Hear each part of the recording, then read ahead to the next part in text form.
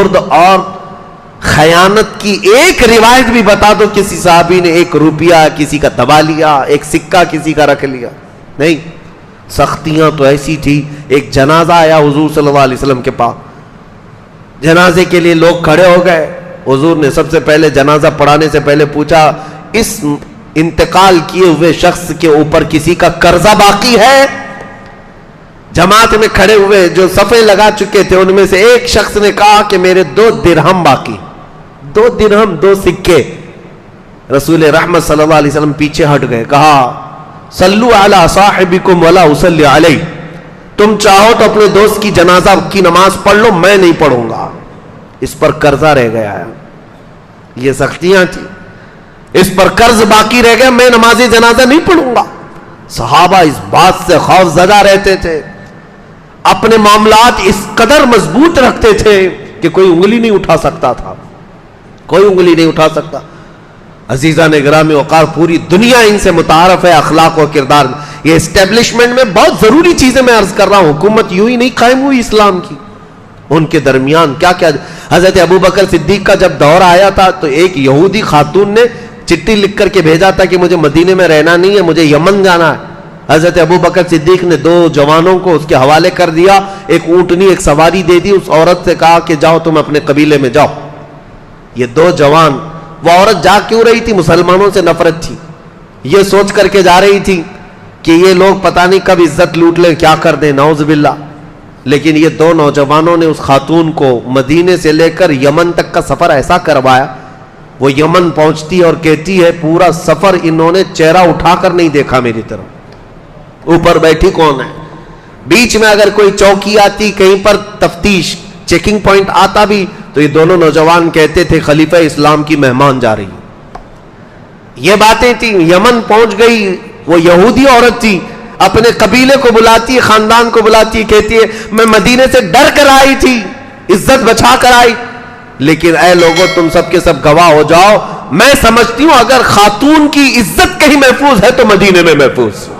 میں واپس مدینے جاتی ہوں. وہ واپس مدینے آئی.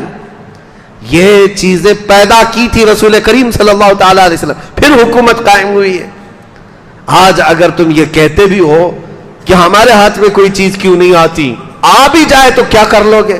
دیکھا نہیں ہے کچھ لوگوں کے ہاتھ میں آتی, ایسا لگتا ہے جیسے کسی کوے کو بڑاپن دے دیا گیا ہے, وہ جہاں چاہتا ہے اپنی گندگی پھیلاتا رہتا ہے. مسلمانوں کی بات کر رہا ہوں, جس کو کرسی ملی, جس کو عہدہ ملا, نہ کوئی تمیز ہے نہ کوئی اخلاق ہے, کچھ نہیں, اسے مال جمع کرنے کے علاوہ کوئی فکر ہی نہیں ہے.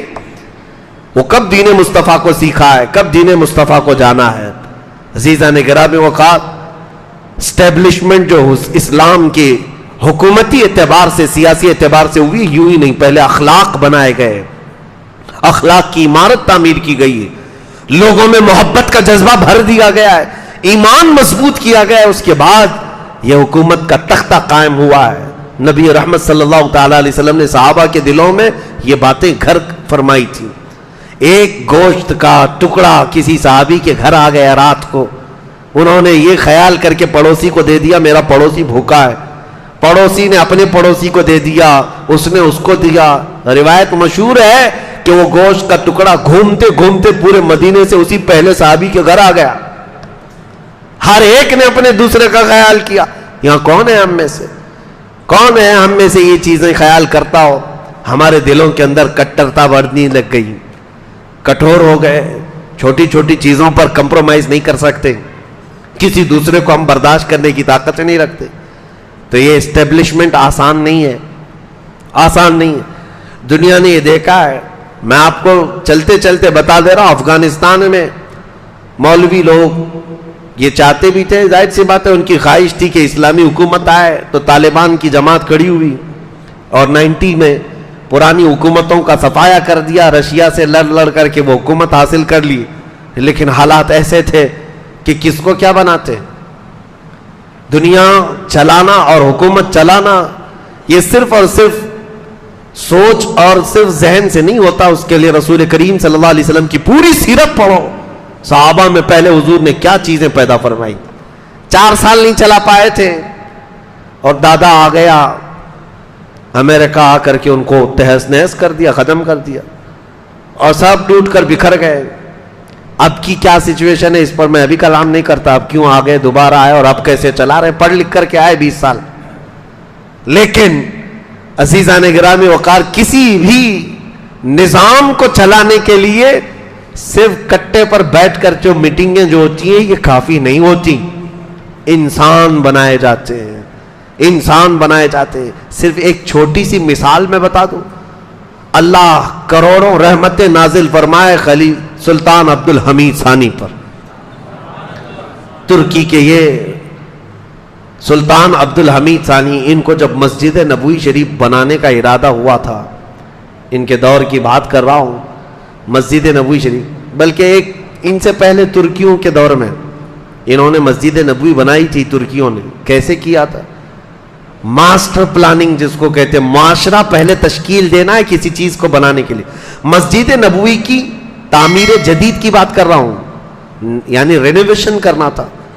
تو ترکیوں نے 500 جوڑے ایسے جن سے ابھی بھی بچے پیدا ہوئے ان کو لے جا کر کے ایک بستی بسائی. جتنے لڑکے تھے ان کو دنیا کی آوازوں سے دور رکھا, ہر طرح کی خرافات سے دور رکھا, ایک بستی بسائی 500 لوگوں کی. کنٹینیو ان کو قرآن پاک سنایا جاتا تھا, اور وہ بچے جیسے ہی بولنے لگے وہ خالص قرآن کی زبان بولنے لگے. بچوں میں یہ ماحول تھا کہ زبان کھلتے ہی ان کو حفظ قرآن پر لگا دیا گیا. 7 سال کی عمر میں بچے حافظ قرآن ہوئے, ان کو حدیثیں پڑھائی گئی, اور پھر اس کے بعد ان میں سے ہر ایک بچے کو ایک الگ ہنر سکھایا گیا. کسی کو مستری, کسی کو پینٹر, کسی کو کارپینٹر, الگ الگ. یہ 500 وہ حافظ قرآن بچے جنہوں نے دنیا کی خرافات نہیں دیکھی تھی, صرف قرآن سنا تھا اور رسول اللہ کا عشق پیا تھا. یہ پوری جماعت تیار ہوئی. جب یہ جوان ہوئے تو ان کو لا کر مسجد نبوی کی تعمیر جدید کا حصہ کیا.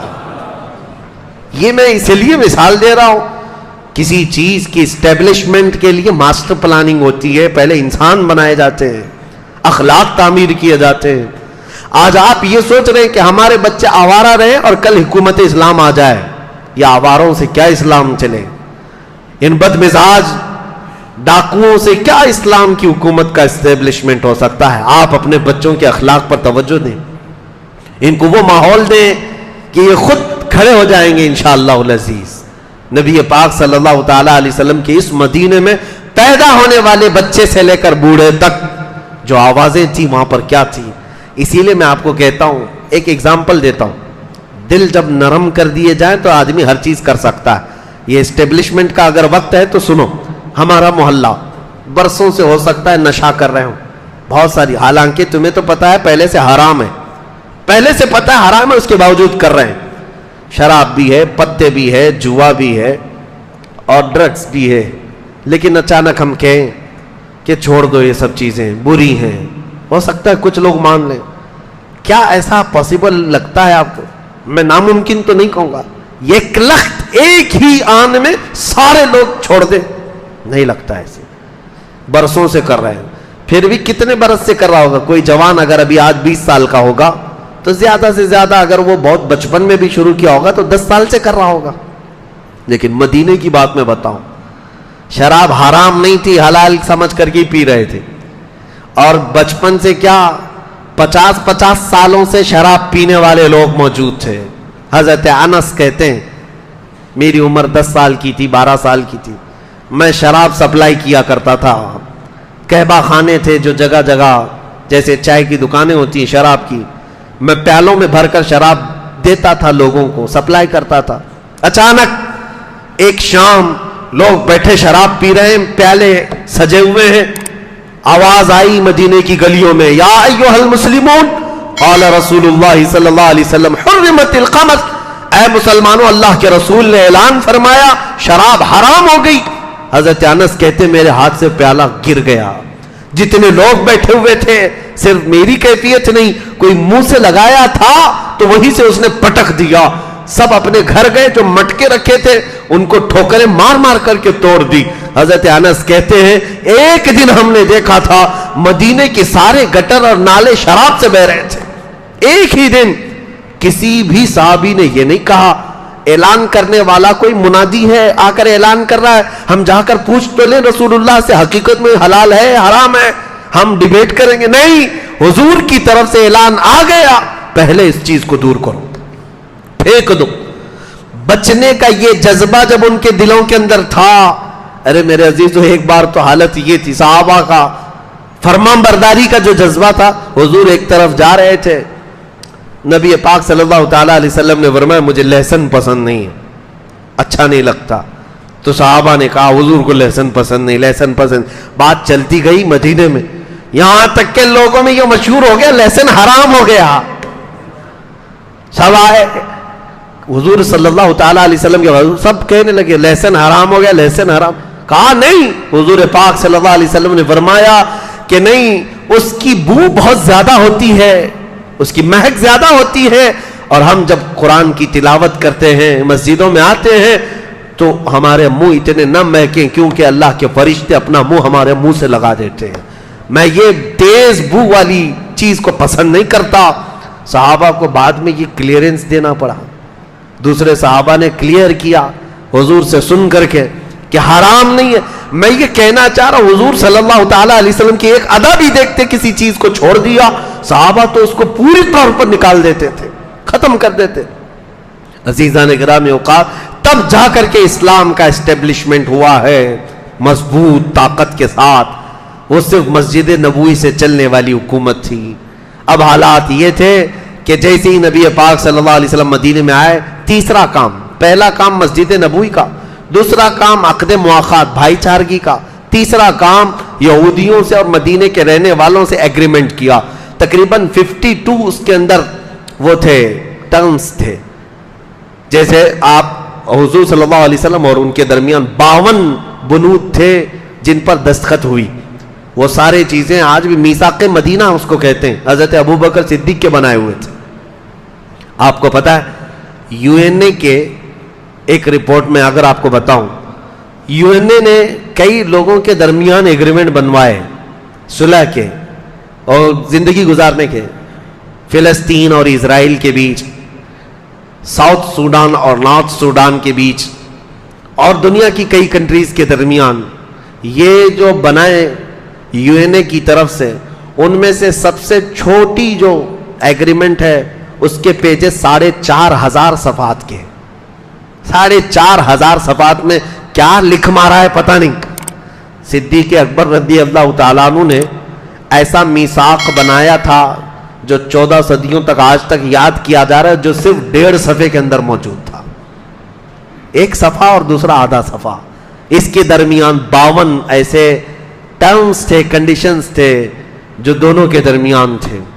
اس میں سے مین چیز یہ تھی، ہم مدینہ طیبہ میں آئے، ہم تمہیں تکلیف نہیں دیں گے، تم ہمیں نہیں دو گے، لڑائیاں ہماری آپس میں نہیں ہوں گی، اور قریش جب بھی حملہ کریں گے، مکہ والے آئیں گے تو ہم ساتھ میں مل کے لڑیں گے، مدینہ کی حفاظت تمہارے لیے بھی ہمارے لیے بھی ہے۔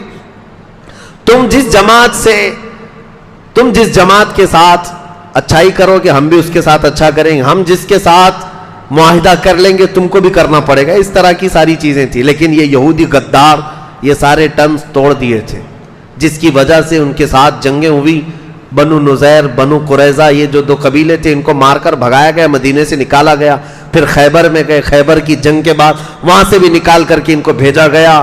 اب دنیا بھر میں ادھر ادھر گھومتے پھرتے ہیں ذلیل و خوار، اسرائیل کو قبضہ کیے بیٹھے ہوئے ہیں، لیکن یہ ایسے ذلیل و خوار ہے کہ قیامت تک ان پر ذلت طاری رہے گی، اللہ کا غضب ان کے ساتھ رہے گا، یہ بے گھر ہو کر کے دنیا میں رہتے رہیں گے۔ آج اسرائیل پر گئے ہیں اور قبضہ جما کر کے 70 سال سے بیٹھے ہوئے ہیں، فلسطینیوں کا جینا تنگ کر کے رکھے ہیں یہ یہودی، دیکھنا وہ وقت آئے گا یہاں سے بھی یہ بے گھر ہوں گے اور ان کو وہاں سے بھی نکالا جائے گا۔ بلکہ حدیث پاک ہے، مسلم شریف کی حدیث ہے، ایک وقت آئے گا، حدیث شریف بتا رہا ہوں میں، جب حضرت امام مہدی، حضرت عیسیٰ علیہ السلام کا دور آئے گا، مسلمان گزر رہا ہوگا تو جو پتھر ہوگا نا، پتھر بھی اللہ اس کو بولنے کی طاقت دے گا، وہ کہے گا یا مسلم ان ورائی یہودیا فاقتلہ، اے مسلمان آجا میرے پیچھے یہودی چھپا بیٹھا ہے، اسے مار ڈال۔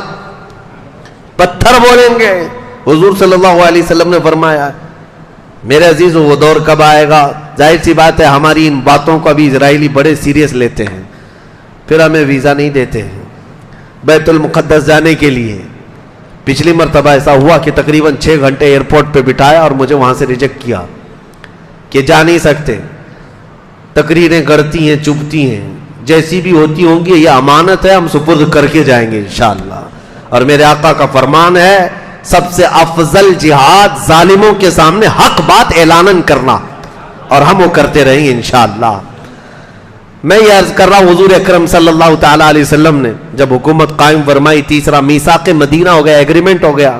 اب اس کے بعد یہ یہودی ایسے تھے، ایگریمنٹ تو حضور کے ساتھ کر رہے تھے لیکن منافق تھے، اندرونی طور پر سازشیں رچتے، یہاں کی خبریں مکہ والوں کو دیتے تھے خط لکھ کر کے، اور مکہ والوں کو انہوں نے ہی ابھارا تھا۔ پھر جنگ بدر واقع ہوئی، جنگ بدر میں کفار مکہ 70 کی تعداد میں مارے گئے تھے، ایسی ہزیمت ان کی کبھی نہیں ہوئی تھی، مکہ والے اتنی بڑی تعداد میں کبھی مرے نہیں تھے۔ حضور صلی اللہ تعالیٰ علیہ وسلم کے ان صحابہ کے ہاتھ مارے گئے تھے جن صحابہ کو انہوں نے مکہ سے نکالا تھا، مکہ سے بے گھر کیا تھا، یہاں تک کہ وہ امیہ جو حضرت بلال کا آقا تھا اس کو حضرت بلال نے مارا ہے۔ وقت بدلتا ہے، تلک الایام نداولها بین الناس، اللہ فرماتا ہے یہ دن ہے ہم لوگوں کے درمیان پھیر کر کے لے آتے ہیں، آج کا بادشاہ کل کا فقیر، اور آج کا فقیر کل کا بادشاہ، یہ ناممکنات میں سے نہیں ہے۔ اس جنگ بدر میں جو مارے گئے تھے وہ صرف 70 کافر ہی نہیں، کفر مارا گیا، ابو جہل مرا ہے اسے،